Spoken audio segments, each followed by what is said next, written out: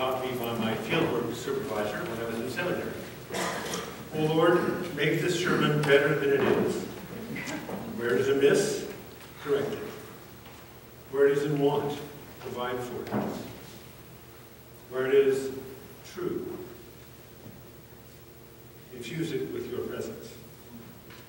And touch our hearts, Lord, that what we have heard may change our lives through Jesus Christ our Lord. Amen.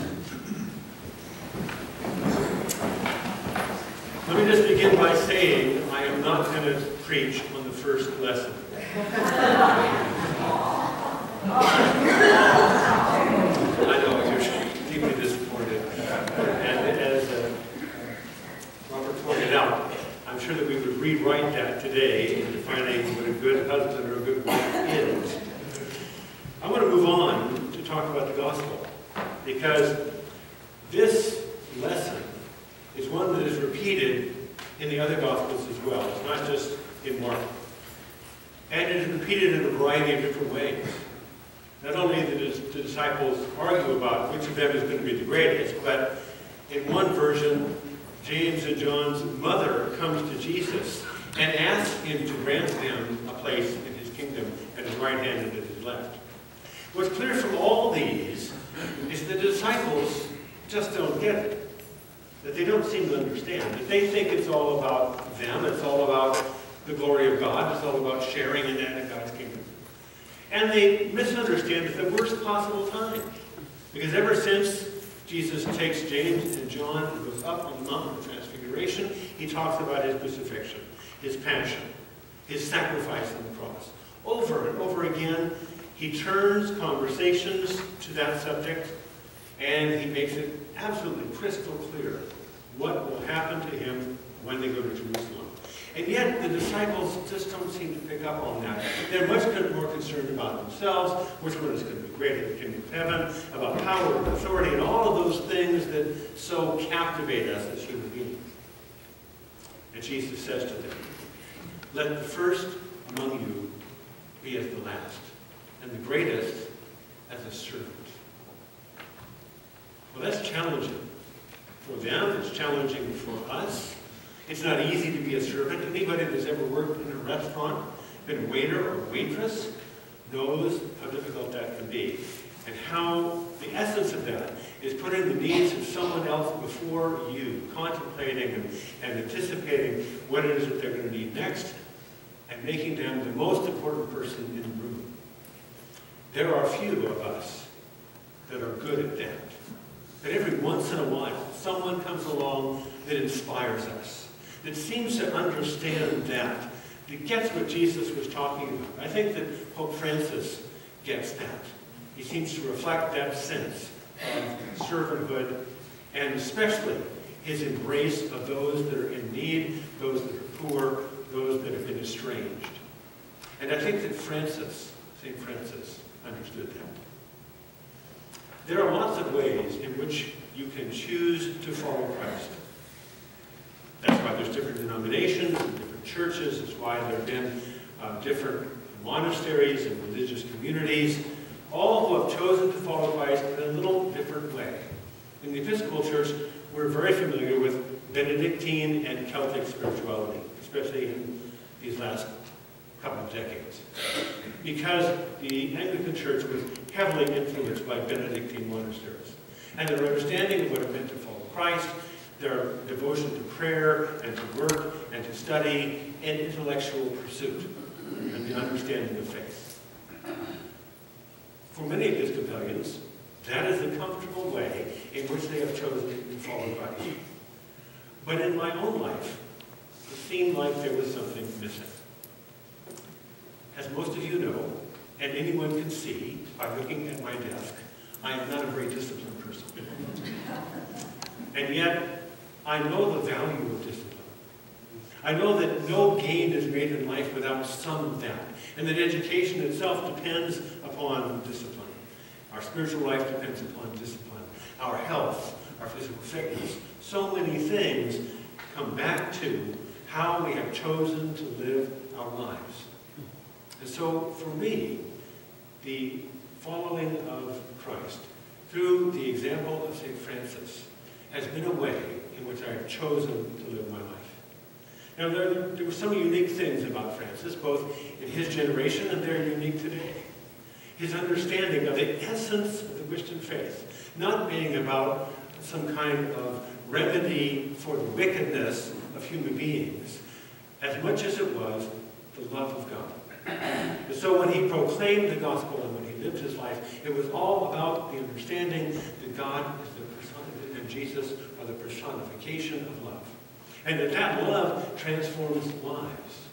He lived in a time when the church was embroiled in its own power and authority, and often not very concerned with the spiritual lives of its people. And into that environment, Francis, and also Dominic, who founded the Dominicans, who they were preachers, brought new life into the church. Because with Francis, it was all about relationship with God. Not about what you believe, but in whom you believe. And that relationship that transformed and changed his life, changed the direction of his life, provided a way in which he could come close to God. Francis was in many ways a literalist. The difference between the Franciscans and the monastic orders is the monastic orders look to the Acts of the Apostles and the early church as a model. Living together, having all things in community, devoting themselves to prayer, were all hallmarks of what it meant to be in a monastic community, removed from the rest of life, in a close, cloistered environment in which we're dedicated to prayer. Francis, on the other hand, looked to Jesus and his words, and if anybody in Christian history that we can identify took them seriously and often literally. So if Jesus said, do not take 2 tunics or a staff, Francis took that literally and owned only 1 tunic. If Jesus said, go sell all that you have, give it to the poor, and then follow me, that's what Francis did. When Jesus said, I have not come to bring peace but a sword, and you will be at enmity with your own family, Francis looked at his relationship with his father and saw Jesus' words as prophetic. When Jesus said, even if you give a cup of water to these little ones, you've done it for me. Francis saw the presence of Christ in those that were in the greatest need. And so, for Francis, it was all about following Christ, being in relationship with Christ, and strengthening that relationship. He lived his life according to the traditional monastic vows of poverty, chastity, and obedience. For him, it was radical poverty, not owning anything, actual destitution. It was difficult for him, and at times almost impossible, because he was beset by illnesses throughout his life and needed the care and concern of others. So there were times when he was very dependent on somebody else. But that radical understanding that riches are found not in things, but in relationships. Relationship with God and relationship with one another was the hallmark of his life. Franciscans have found it challenging to live up to the ideals of Francis, particularly this understanding of poverty. And the orders, however they have existed, and there are many of them, have all struggled with how do you survive and live when you don't own anything, including any property. And they've had to wrestle with that in one way or another. The vows of monastic life, poverty, chastity, obedience, are difficult. The vows that Francis undertook and that he lived set a standard which in many ways is unachievable for somebody like me. But that's not the point. The point is not the destination, it's the journey. The point is that in making those vows that we celebrate today for Joe and for Bill, we have chosen to move in a direction where we are less encumbered by stuff in the world, living more simply and therefore more richly in tangible, physical ways. But it's challenging. I'm never going to be in a position where I sell everything, give it all away. I can't do that. But I can move in that direction. I can move towards simplicity. I am not going to divorce Patricia in order to be celibate. But I can be faithful. I can recognize that this is a God-given relationship based upon vows that I have made. And I can live faithfully in that relationship. I can strive to be obedient. Obedient to God, obedient to the church, obedient to the bishop, obedient to the minister general, and to the order. All things which are difficult to do and challenging, but they're important because they move us in a direction. Since becoming a Franciscan, I've discovered how difficult it is for me to pray 4 times a day. It doesn't sound like a lot, but there's almost something all the time that interferes with that.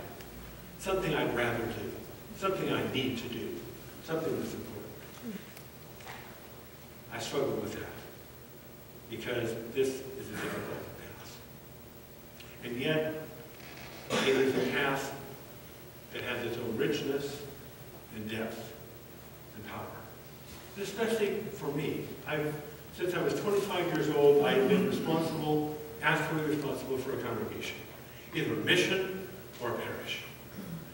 This has been an opportunity for me just to be part of the community, not have to have that responsibility, to focus on my relationship with God and my relationship with others.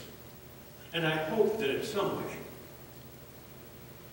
this path has made a difference. But it's not an easy one. It is not a simple one. Today we're celebrating the vows that Brother Joe and Brother Bill have made. And they are not easy vows. The brilliance and the genius of the Order of St. Francis and the Little Sisters of St. Clare is the recognition, and this is a very Anglican thing, that we do not abandon one set of vows in order to adopt another. That the answer is actually both and. My ordination vows support my vows as a baptized Christian. My marriage vows support those vows. And in order to adopt the vows of the Order of St. Francis, I have not had to abandon other vows. It makes me a better husband. It makes me a stronger Christian, a better priest. One vow does not negate another. In fact, they build on each other. Joe, Bill, you have chosen a difficult path. It's kind of like the difference between backpacking and driving in a car. Riding in a car is a wonderful thing. You look out the window, you see all kinds of stuff. It goes by rapidly. It's comfortable, you're air conditioned, listening to the radio, enjoying the scene outside the window. But when you're backpacking, you smell the trees and the flowers. When it's cold, you're cold, and when it's hot, you sweat. When you have to go to the top of the hill, you work for it. The path is often narrow and sometimes rocky, and it's easy to fall off of, and is a path in which we need each other. We need to be inspired, we need to be strengthened, we need to be encouraged, we need to know that we're not the only ones on the trail, but we walk together. And that's what we have chosen to do by being part of this order. To walk that difficult path, but it is a path of richness and of depth and of beauty. And when you get to those high points in that path, the kind of mountaintop, you enjoy the view. It's an experience like none other. It's a difficult path. It was difficult for the disciples. It was certainly difficult for Francis. It's a challenge for us. For each of us, we make a decision. How am I going to live the Christian life with faithfulness and some kind of discipline? How am I going to follow the words of Jesus and take them seriously. Maybe not literally as Francis did, but to take them seriously. And how is that going to impact and change my life? For the disciples, it was difficult to hear those words and even more difficult to follow them. But that doesn't excuse us. It means that this journey is one in which we require one another. And your presence here, and your ministry to us and with us, and ours to you, is a critical part of that. You are not just making these vows by yourself. We're there to kick you in the butt when you need it. We're there to encourage you, to laugh with you, to cry with you, and to celebrate with you. And we thank you for taking these paths, making these vows. I'm learning. I am, in many ways, the baby brother here today. But this much I know. Those difficult, challenging things in life often turn out to be the best.